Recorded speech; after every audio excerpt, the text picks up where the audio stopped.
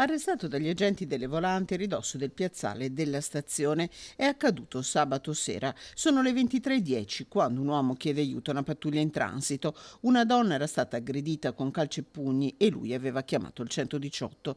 Trovata la donna, una cittadina italiana di 42 anni, gli agenti hanno ricostruito quanto accaduto. La vittima aveva discusso pochi minuti prima con uno straniero, delle parole si era passati ai fatti e l'uomo, che conosceva, l'aveva colpita con violenza per poi fuggire. Grazie alla descrizione gli agenti hanno rintracciato l'aggressore, un senegalese di 35 anni, irregolare in Italia e senza fissa dimora, con numerosi precedenti alle spalle e già raggiunto da un avviso orale del questore. Nonostante la reazione violenta del 35enne che ha ferito 3 agenti, l'uomo è stato bloccato e caricato nell'auto di servizio che ha danneggiato colpendola con calci al finestrino. Per il senegalese è scattato l'arresto, avviata anche la procedura di allontanamento dall'Italia con collocamento a un CPR.